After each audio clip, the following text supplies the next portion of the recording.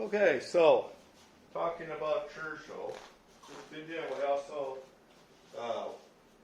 要说，摊烧，跟帮烧里面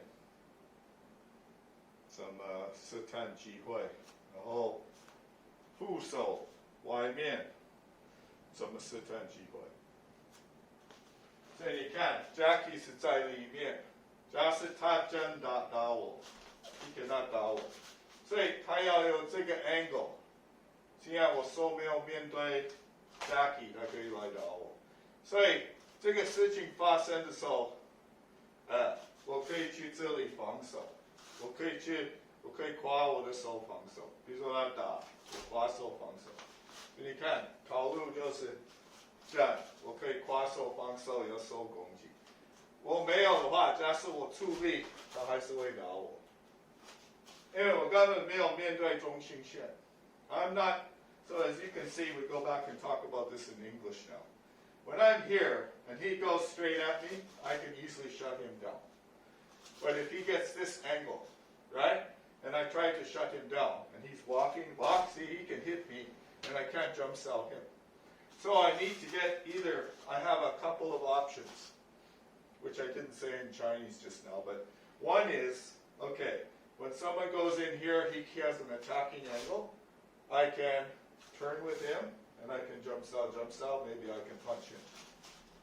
Or not, or I can, I set up, I have a bridge then.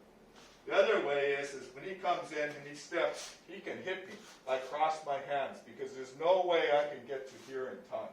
It's not going to happen. He'll hit me, he's coming, bam, bam, bam, he's going to keep hitting me. He's not going to stop there. He'll keep punching however he likes. So my problem is I can't always say I can turn my horse in time. When he comes, and I cross my hands, keep coming. Okay, now I have an angle where I can do something. Because I cross my hands like this, I use this first section of the form, which is a transition between, this is a transition between the bong and the tan. So I cross my hands. Because I'm too late to turn. If I could turn and he walks, if I could turn and follow him, I can shut him down pretty easily with a jump style here. My hands aren't extended, got lots of power from the hips, no problem. My problem is that I'm too late. I reacted too late. Cross your hands. No, I don't want to cross my hands over here. He'll still hit me. I want to cross my hands roughly around here.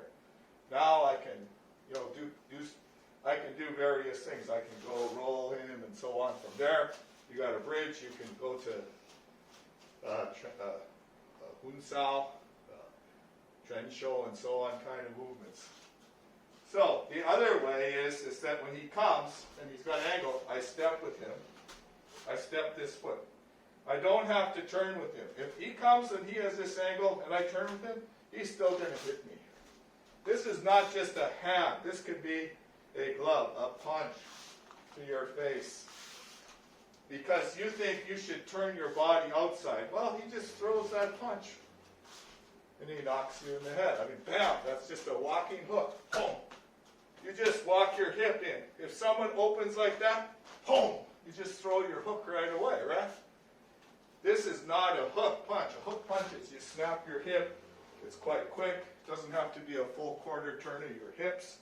Just be a quick snap of your hip. Bam, you throw your hook. You got a glove up here to deal with his counter punch.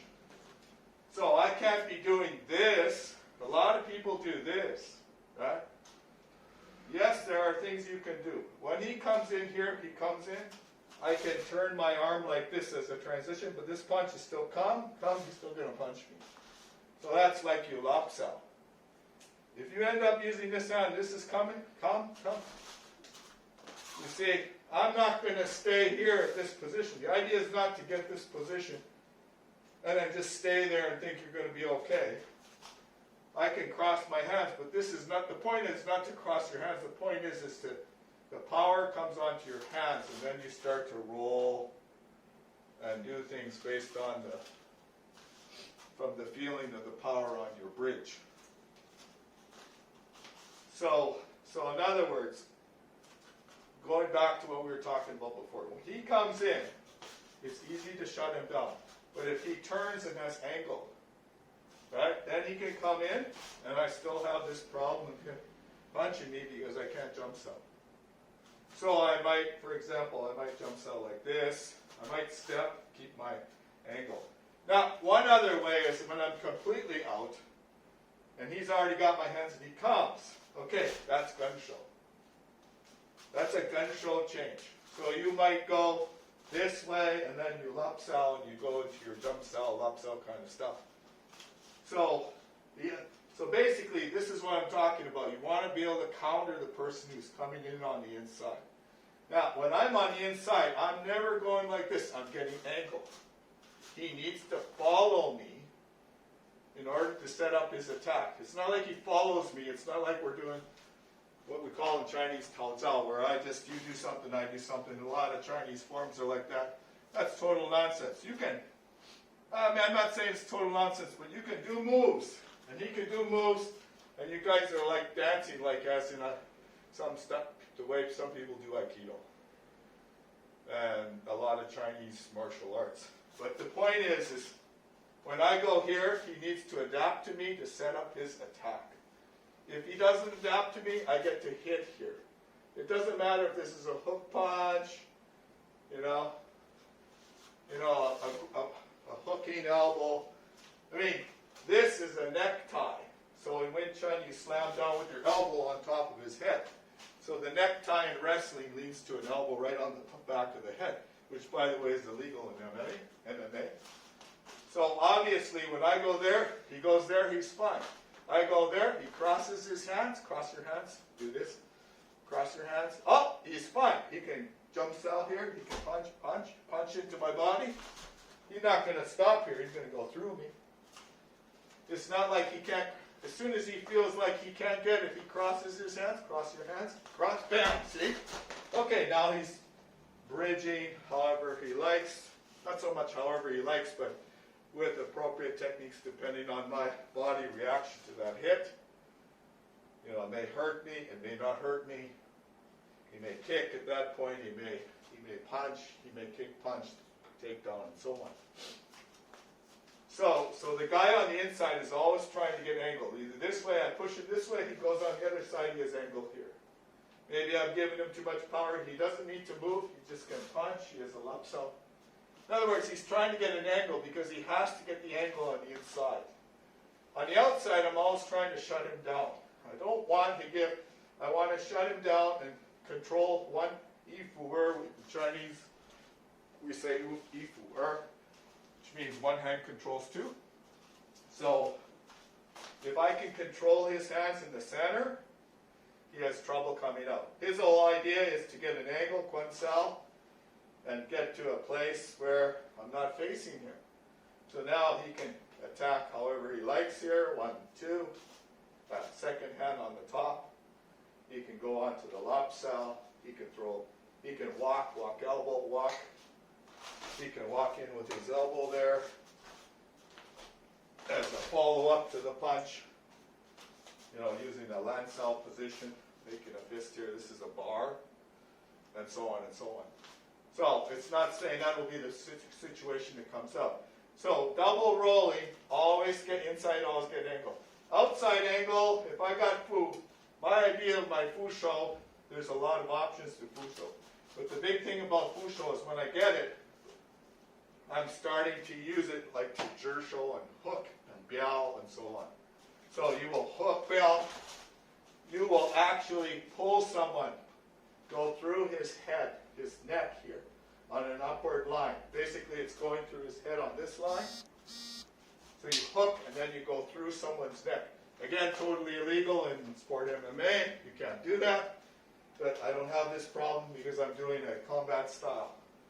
So we're actually trying to target these points here with the biao and go in roughly 6 different directions.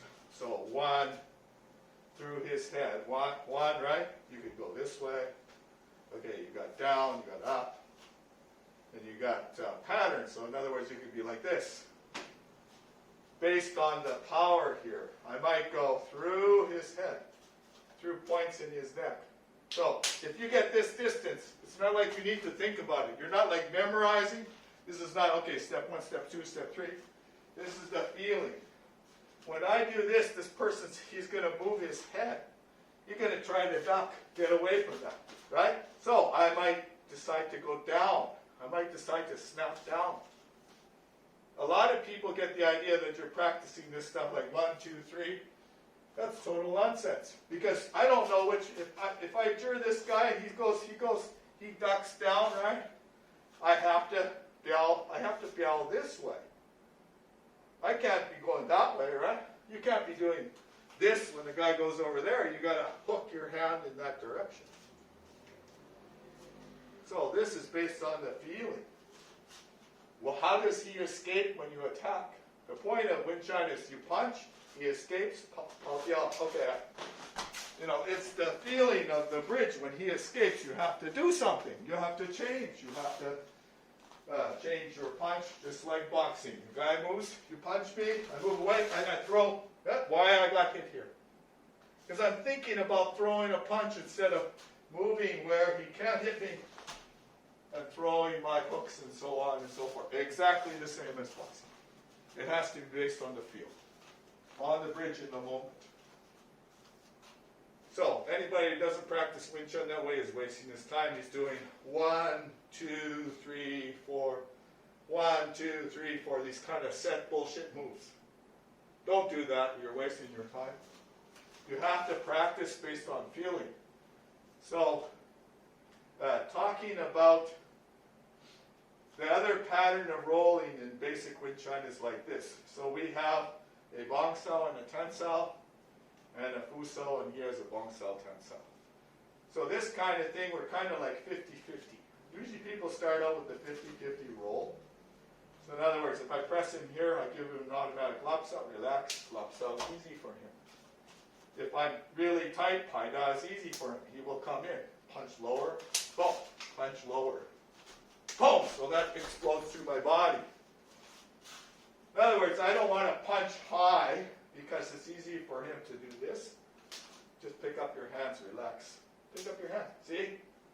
I'm going up. He doesn't need to do much, just pick up his hands. Even a normal person, when they get scared, they pick up their hands and you can block a punch to their head.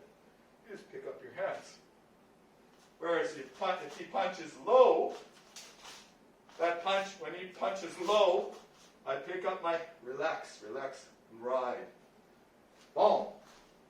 Then I get hit in the head because, of course, my natural reaction is to pick up my hands.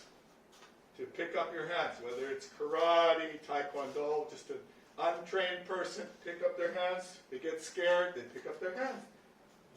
But he's coming down my center. So a lot of people want to punch the head. If he paiso and punch the head, paiso, you punch my head, easy. I can cover. Just by one hand, 2 hands, doesn't matter which hand. This is more hard. Punch low, low. Eat it. Oh! Don't tighten. You're tightening. Don't tighten. Relax. Hi. Relax. Bang song. Watch it now. Calm. If you bang song, I got a lot of trouble. So a paiso is here. And the inside pie should look like this. So a pie. Boom. Yeah, see? See, even I want to stop that pie. This is coming down like a hammer. Make a fist, hammer, hammer. So he doesn't know where he will hit me. On here, anywhere on your face, on your chest, and so on. So in other words, this 50-50 roll, going back to what we were talking about. The 50-50 roll, I'm trying to move my bong sao towards his shoulder. If I can move my bong sao towards his shoulder, let's come back a bit here. I can get a tan sao, a tanda. The hand should look like this, should not look like this. This kind of position is no power. This is much more power because the elbow's in line. You can get, even touching him, I can get a lot of power here. Because it's the way the angle of the elbow, you get the elbow alignment.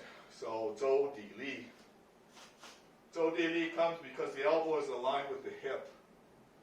Now, I'm not talking about using your dantian or any of this more complicated internal linkage. I'm just talking about the way the elbow is aligned. This is no power, this is more power. This position. Now, I didn't even use my dantian linkage much. You don't actually have to, but it's much more, just the simple linkage is the elbows in line. So, again, when we're going back to this thing, I use my bong sao to set up. I can go to his shoulder, I can pull him here, I can hook him here. You can get Russian Thai, kind of stuff from wrestling, very similar in Wing Chun. Not that difficult to get because you get someone using power on his arm here. So when someone fights your bong sao, when I bong sao and he fight my bong sao, see, that's why I would tan. If he fights bong sao, I feel pressure here. There's no point in trying to bong sao him here. But now tan is easy. Lots of stuff is easy when he presses against you. So a punch coming in, and you try to tan that, and you fail, you bong, you tan. Okay, now I have a position to lock my leg in here. Like a lot of people pick up their feet and drop sweep. Not so good. Why don't you just twist into the corner? Why do you people in Wing Chun do this drop sweep? Yeah, not bad, but you do have a horse that you can twist on someone, right? That's what makes Bagua so interesting, such a good style.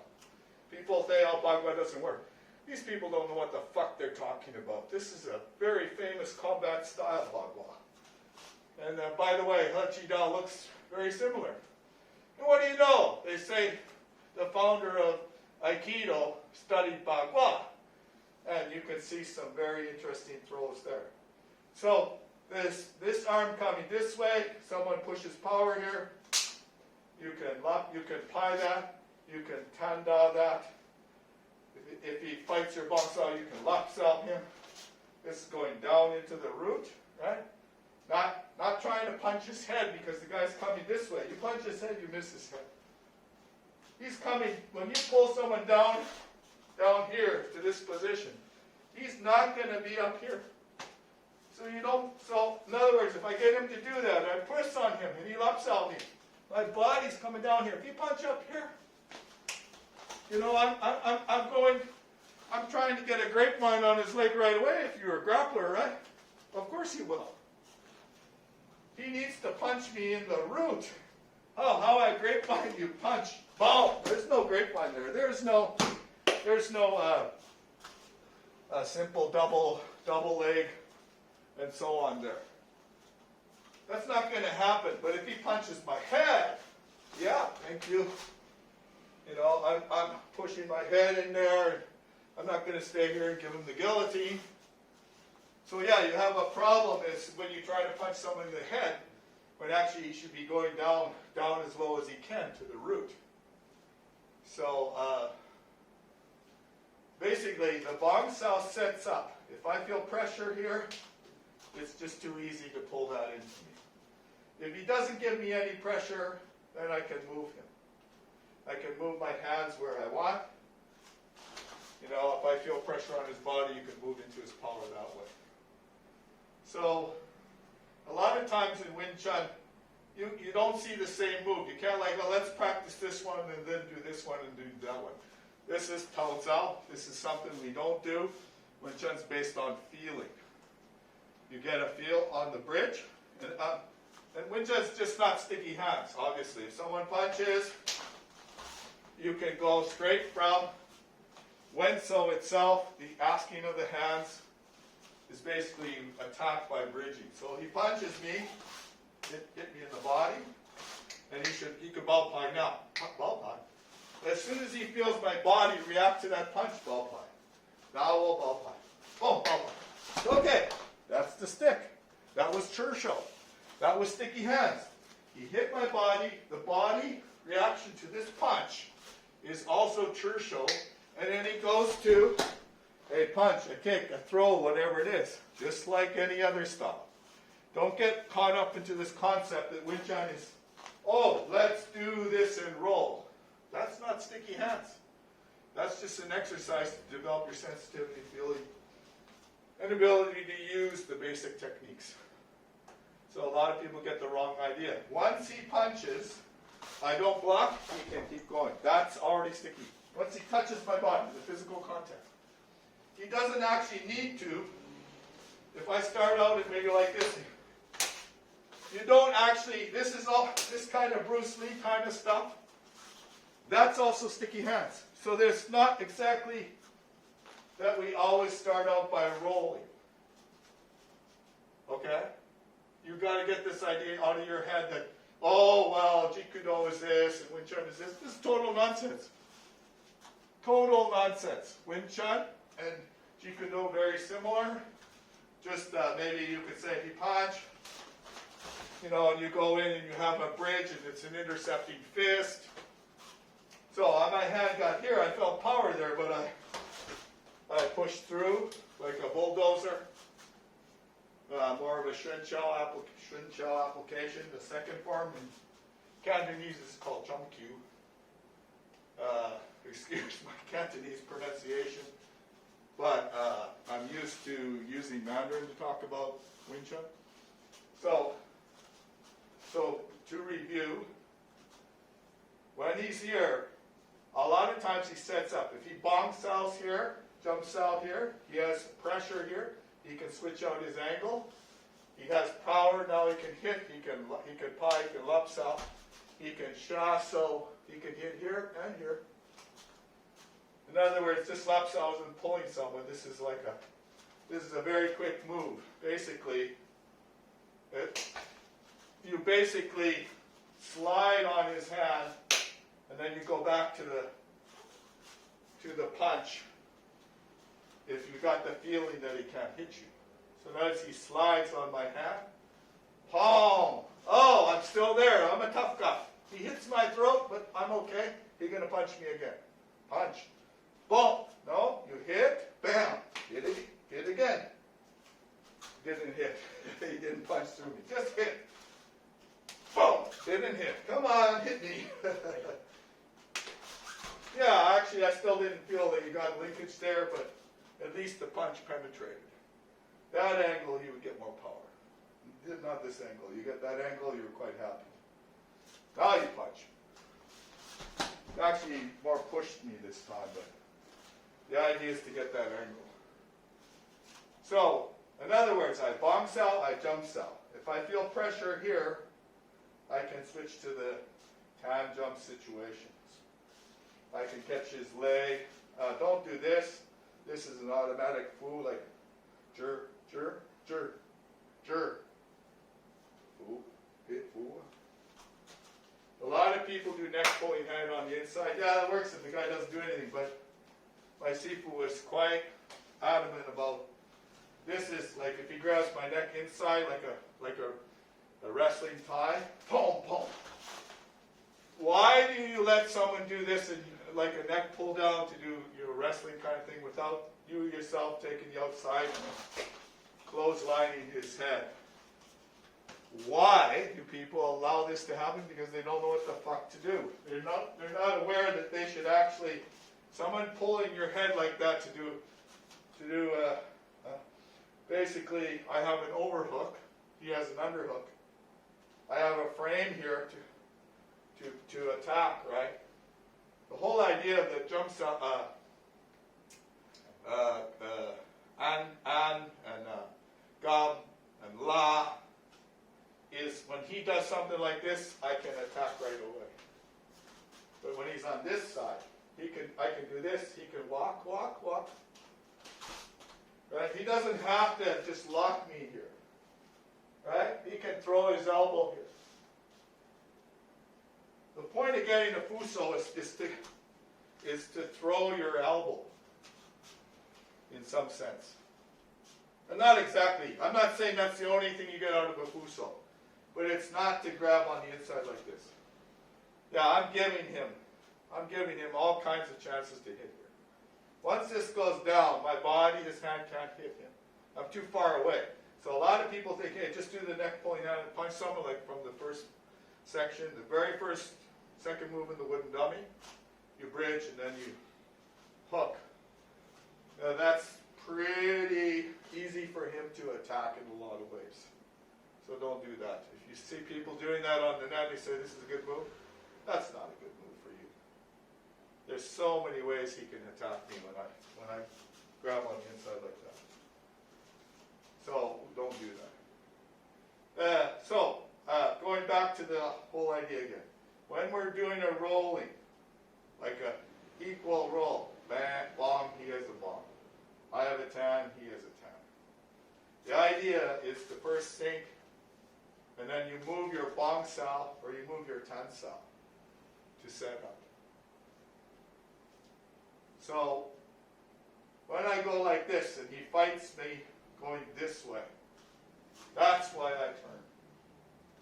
One of the reasons why I can turn is I just turn a little till I have angle. So as soon as your arm goes in a circle this way, the person generally fights. Now he turns his dantian, turn a little, and I come into the range where he can hit me. So when he turns, right, either I float with him, he turns, I cross my hands, he turns, he hits, I'm late, I use this footwork. What I don't do is when he turns and I fight him, is now he can walk, just walk, boom, he can walk through attack. You don't clamp on someone with your push-up. He's trying to get angle. He's always trying to get angle. So you have to have skill. You have to understand how Wing Chun works to use a tan and a bong. When you're like this, you can just use power and push someone down pretty good. This is a pretty dominant position, so the person on the inside has, it's kind of like he's in your guard. You have to be able to definitely know how to move your hips. Not just face him and then try to come down the center, because I'm on top. So he needs to be able to use the leverage. He needs to use the dantian. When he moves a tan and I fight, he turns and see, now I'm coming. And now, no, stay there. Right? Gong ni da the weights. Yeah. Now he can just walk, big step. Oh! See, this is, you don't just go there and hit, you walk through like a bulldozer. You angle through that person. That's when he can use Shun Chao. Because I've already got hit here. If he hit me here, he walks now. Walk through. Boom! You see, that's why he wants to use the Shun Chao step. To punch through someone. So, boom!